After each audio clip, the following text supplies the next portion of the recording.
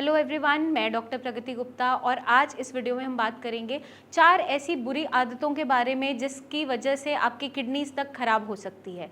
जब हम किडनी की बात करते हैं तो किडनीज का फंक्शन क्या है? जो भी हम खाना खा रहे हैं और जो वेस्ट मटेरियल बन रहा है वो यूरिन के रास्ते फिल्टर आउट करना।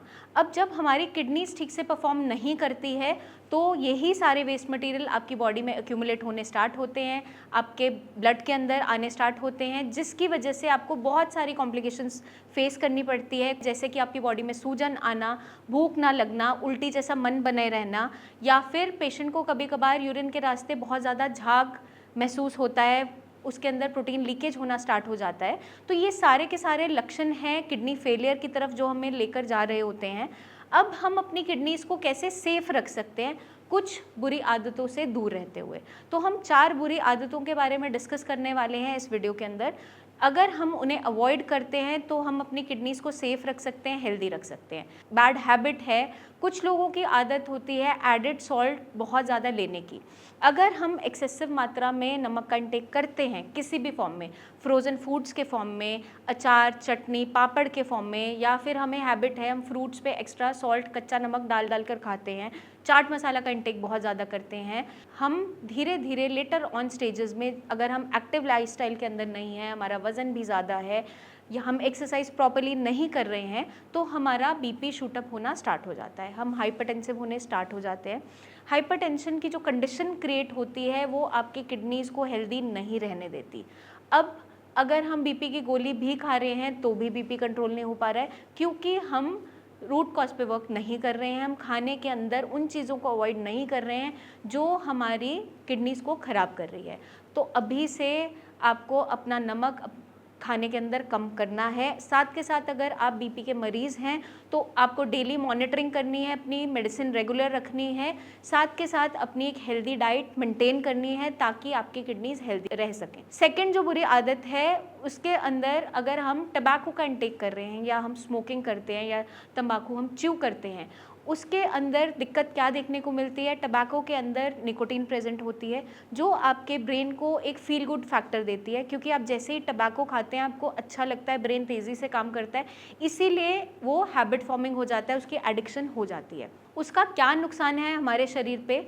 जब हम टबैको का इंटेक कर रहे हैं या स्मोकिंग करते हैं या च्यू करते हैं, उस कंडीशन में भी निकोटीन कॉन्टिन्यूस मात्रा में हमारे बॉडी के अंदर जा रही है तो हमारा ग्रेजुअली बीपी बढ़ना स्टार्ट होता है। जब भी हमारा बीपी शूटअप करता है और बहुत ज़्यादा प्रेशर के साथ किडनी तक वो ब्लड जाता है तो किडनी के नेफ्रॉन्स पे डैमेज होना स्टार्ट हो जाता है, उनकी हार्डनिंग होनी स्टार्ट हो जाती है और हम किडनी फेलियर की तरफ बढ़ते चले जाते हैं। डेली रूटीन के अंदर से टोटली अवॉइड करना है अगर हम ले रहे हैं। थर्ड जो बुरी आदत है, अगर हम कैफ़ीन का इंटेक बहुत ज़्यादा करते हैं, कैफिनेटेड ड्रिंक्स ले रहे हैं या कॉफ़ी का इंटेक बहुत ज़्यादा मात्रा में कर रहे हैं, तो भी वो हमारी किडनीज़ को ख़राब कर देती हैं, क्योंकि कैफ़ीन जब भी हम इंटेक करते हैं उसकी एक प्रॉपर्टी होती है, डायूरेटिक प्रॉपर्टी होती है, साथ के साथ कैफ़ीन भी आपके बीपी को बढ़ाती है। तो दोनों ही चीज़ें हमारी किडनीज़ को नुकसान करती है।